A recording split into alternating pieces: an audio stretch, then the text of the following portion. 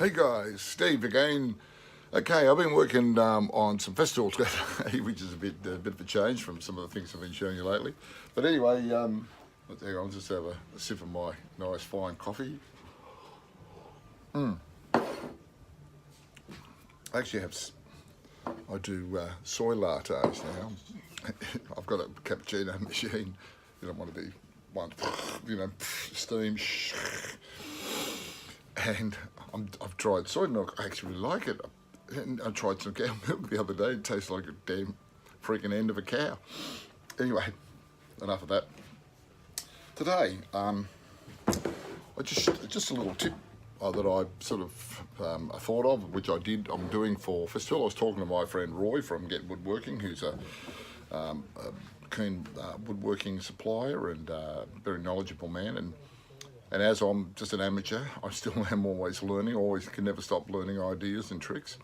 Roy always said, when you're going to attach a tabletop to the underside of the table, you should always allow the fact that the timber grain, that there's always going to be movement in the timber grain this way, not so much the length, but the width. So if you're building a table which has got boards like so, there's always going to be a movement within that timber.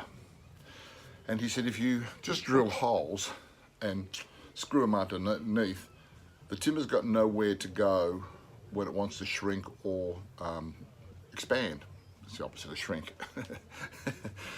Got tongue-tied there for a minute.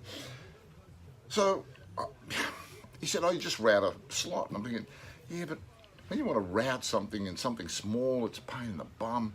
You've got to try and set it all up, and you've got to get it right, and the router wants to grab it and fling it at you and goes through the middle of your head or something like that. And it's always dangerous. And besides, you've got to set it all up for a lousy 4 holes.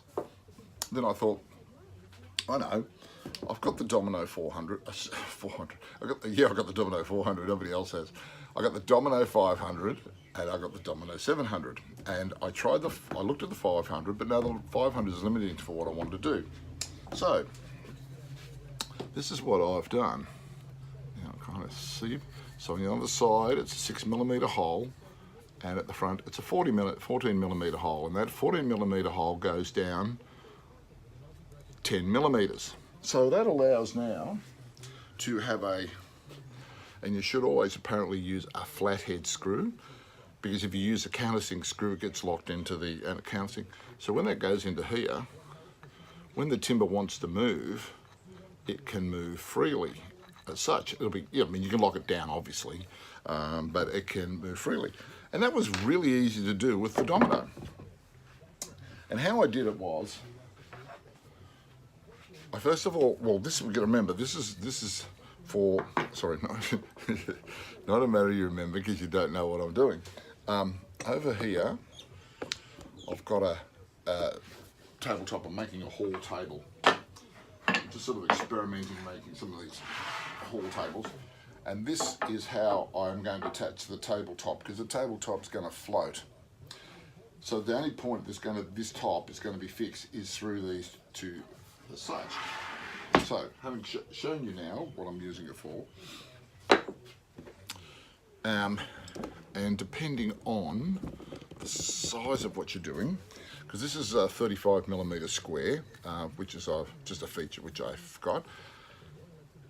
First of all, I cut a 14mm plunge, but I only plunge at 10mm. And you might say, well, how'd you plunge at 10mm? Because on the minimum plunge on the Domino 700, as you can see, that the minimum plunge is 15mm.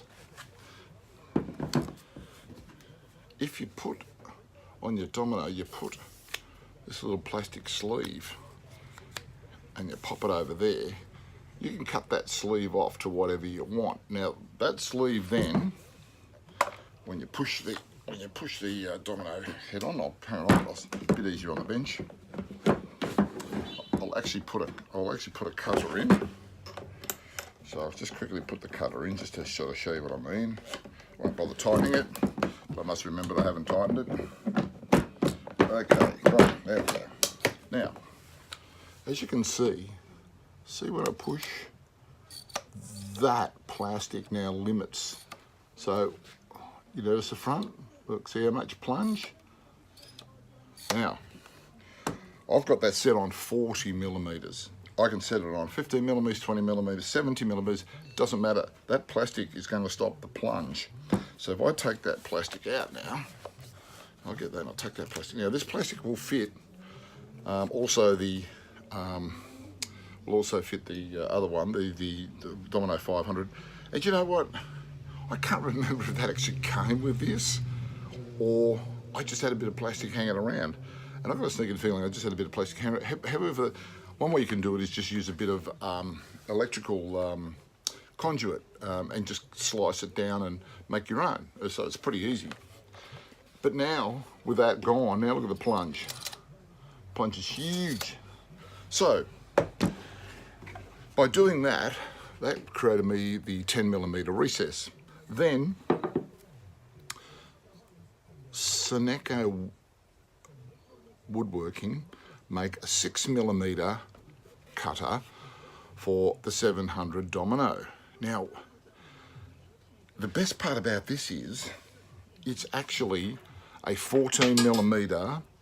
It's a 14 millimeter, because if you pull off the sticker, which they have, you'll see underneath, it actually says that it's a, no, I apologise, it's not a 14 millimeter, it's an 8 millimeter. It's the first time I ever pulled the sticker off. So it's actually an 8 millimeter Festool bit, which they've remachined. And how good is that? I mean, obviously it's done with the computer machinery, but now it's a 6 millimeter one, which is kind of good. You know, I mean, I guess you can do it with an 8 millimeter, but the 6 is good. It's good enough for a screw hole, for instance, for sure.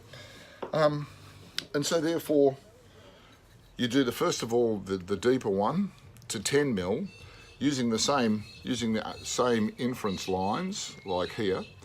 Then putting the 6 millimeter on, and because it's 35 millimeters, I did the plunge using a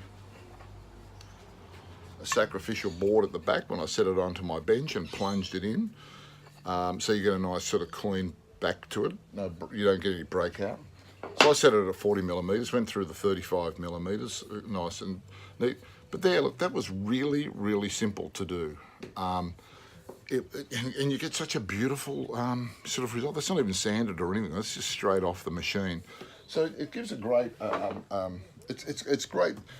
I've always said these are great for sort of like when you want to do small slotting. You know, you can do longer slots because you can just sort of work your way along to the width of the cutter, and you can do quite substantial slots.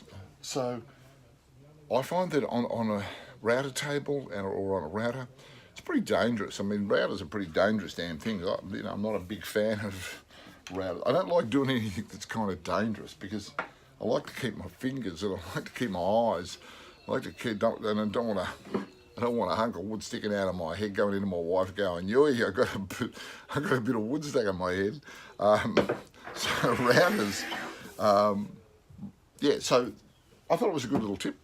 You can see it on Steve's Festool Shed Talk Facebook page where I show it there and talk about it. So you can, if you want to have a look at that, or if you want to join that, that's great, you know. But yeah, bit of Festool today, not all these other things that I've been looking at. All right, well, thanks guys. Have a look at it, check it out. Hopefully you've checked it out.